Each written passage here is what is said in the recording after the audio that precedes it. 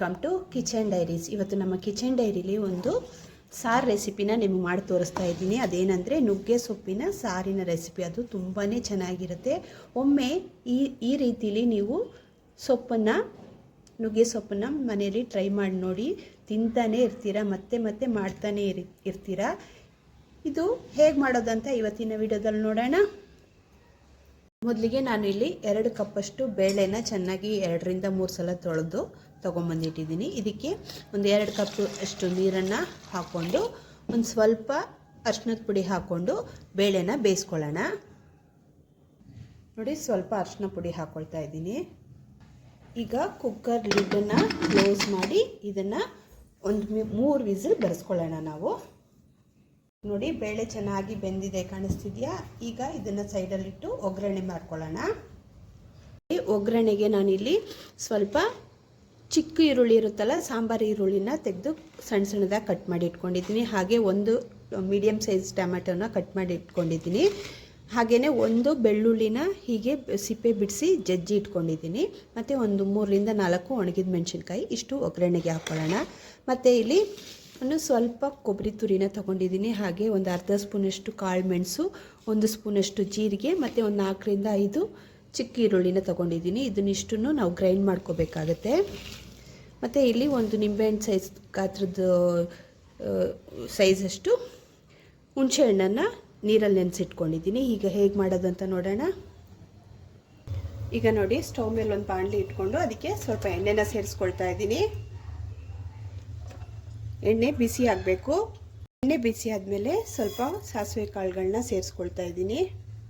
ಈಗ ನೋಡಿ, ಸಾಸಿವೆ ಸಿಡಿತಿದೆ. ಈ ಟೈಮಲ್ಲಿ ಸ್ವಲ್ಪ ಜೀರಿಗೆನ ಸೇರಿಸ್ಕೊಳ್ತಾ ಇದ್ದೀನಿ.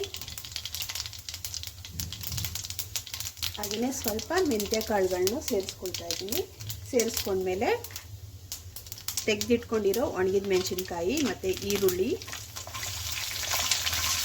ಬೆಳ್ಳುಳ್ಳಿ ಜಜ್ಜಿಟ್ಕೊಂಡಿದ್ವಲ್ಲ ಅಷ್ಟನ್ನು ಹಾಕ್ಕೊಂಡು ಇದನ್ನು ಫ್ರೈ ಮಾಡ್ಕೊಳ್ಳೋಣ. ನೋಡಿ, ಈರುಳ್ಳಿ ಬೆಳ್ಳುಳ್ಳಿ ಚೆನ್ನಾಗಿ ಫ್ರೈ ಆದಮೇಲೆ ನಾವು ತೆಗೆದಿಟ್ಕೊಂಡಿರೋ ಟೊಮೆಟೊನು ಸೇರಿಸ್ಕೊಂಡು ಟೊಮೆಟೊ ಚೆನ್ನಾಗಿ ಮೆತ್ತಗಾಗೋವರೆಗೂ ಹುರ್ಕೋಬೇಕು. ನೋಡಿ, ಟೊಮೆಟೊ ಎಲ್ಲ ಚೆನ್ನಾಗಿ ಮೆತ್ತಗಾಗಿದೆ. ಈ ಟೈಮಲ್ಲಿ ಬೇಳೆ ಬೇಯಿಸ್ಕೊಂಡಿರ್ತೀವಲ್ಲ ಅದ್ರ ನೀರನ್ನು ಇದಕ್ಕೆ ಸೇರಿಸ್ಕೊಳ್ಳೋಣ. ಈಗ ಇದಕ್ಕೆ ರುಚಿಗೆ ತಕ್ಕಷ್ಟು ಉಪ್ಪನ್ನು ಸೇರಿಸ್ಕೊಳ್ಳಿ. ಉಪ್ಪು ನಿಮ್ಮ ಟೇಸ್ಟಿಗೆ ತಕ್ಕಂಗೆ ಹೆಚ್ಚು ಕಮ್ಮಿ ಮಾಡಿಕೊಂಡು ಸೇರಿಸ್ಕೋಬೋದು. ಹಾಗೆಯೇ ಸ್ವಲ್ಪ ಇಂಗು ಪೌಡ್ರನ್ನ ಹಾಕ್ಕೊಳ್ಳಿ, ಚೆನ್ನಾಗಿರುತ್ತೆ.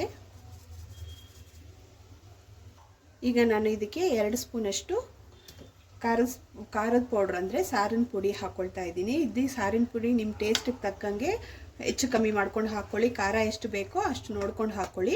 ಈಗ ಇದನ್ನು ಒಂದು 2 ನಿಮಿಷ ಕುದಿಯೋದಕ್ಕೆ ಬಿಡಿ.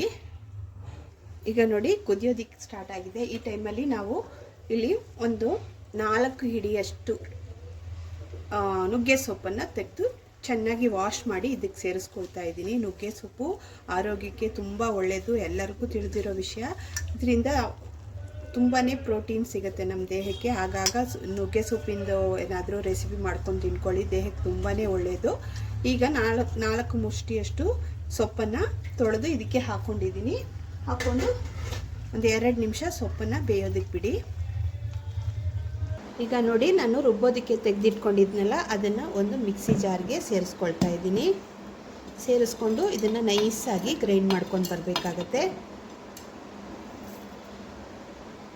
ನೋಡಿ, ಇದೇ ರೀತಿ ನೈಸಾಗಿ ಗ್ರೈಂಡ್ ಮಾಡ್ಕೋಬೇಕಾಗತ್ತೆ. ಈಗ ಇದು ಸೈಡಲ್ಲಿರಲಿ. ನೋಡಿ, ಈಗ ಒಂದು 5 ನಿಮಿಷ ಆಗಿದೆ. ಸೊಪ್ಪೆಲ್ಲ ಚೆನ್ನಾಗಿ ಬೆಂದಿದೆ. ನೋಡಿ, ಈ ಟೈಮಲ್ಲಿ ನಾವು ಇಲ್ಲಿ ಬೇಯಿಸಿಟ್ಕೊಂಡಿರ್ತೀವಲ್ಲ ಬೇಳೆನ ಇದಕ್ಕೆ ಸೇರಿಸ್ಕೊಳ್ಳೋಣ. ಬೇಳೆನ ಸೇರಿಸ್ಕೊಂಡ್ಮೇಲೆ ಇಲ್ಲಿ ನಾವು ಗ್ರೈಂಡ್ ಮಾಡಿ ಇಟ್ಕೊಂಡಿರ್ತೀವಲ್ಲ ತೆಂಗಿನಕಾಯಿ, ಅದನ್ನು ಸೇರಿಸ್ಕೊಂಡು ಒಂದ್ಸಲ ನೀಟಾಗಿ ಮಿಕ್ಸ್ ಮಾಡಿ ಕುದಿಯೋದಕ್ಕೆ ಬಿಡಬೇಕಾಗತ್ತೆ. ನೋಡಿ, ಒಂದು 5 ನಿಮಿಷ ಆಗಿದೆ. ಈ ಟೈಮಲ್ಲಿ ನಾವಿಲ್ಲಿ ನೆನೆ ಹಾಕ್ಕೊಂಡಿರ್ತೀವಲ್ಲ ಹುಣಸೆ ಹಣ್ಣು ನೀರನ್ನು ಇದಕ್ಕೆ ಸೇರಿಸ್ಕೋಬೇಕಾಗತ್ತೆ. ನೋಡಿ, ಹುಣಸೆ ಹಣ್ಣು ನೀರನ್ನು ಸೇರಿಸ್ಕೊಳ್ತಾ ಇದ್ದೀನಿ. ಸೇರಿಸ್ಕೊಂಡು ಒಂದ್ಸಲ ಮಿಕ್ಸ್ ಮಾಡಿ ಒಂದು 2 ನಿಮಿಷ ಕುದಿಯೋದಕ್ಕೆ ಬಿಡಿ. ಸಾಕು, ಸಾರು ರೆಡಿಯಾಗಿ ಹೋಗುತ್ತೆ. ಈಗ ನೋಡಿ, ಒಂದು 2 ನಿಮಿಷ ಆಗಿದೆ. ಸಾರು ನೋಡಿ ರೆಡಿಯಾಗಿದೆ ನೋಡಿ ಸಾರು. ಈಗ ಇದನ್ನು ನಾನು ಸರ್ವಿಂಗ್ ಬೌಲ್ಗೆ ಸರ್ವ್ ಮಾಡ್ಕೊಳ್ತೀನಿ.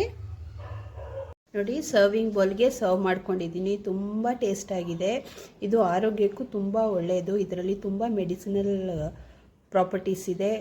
ವೆಯ್ಟ್ ಲಾಸ್ಗೂ ಇದು ತುಂಬ ಒಂದು ಒಳ್ಳೆಯ ಸೊಪ್ಪಾಗಿದೆ.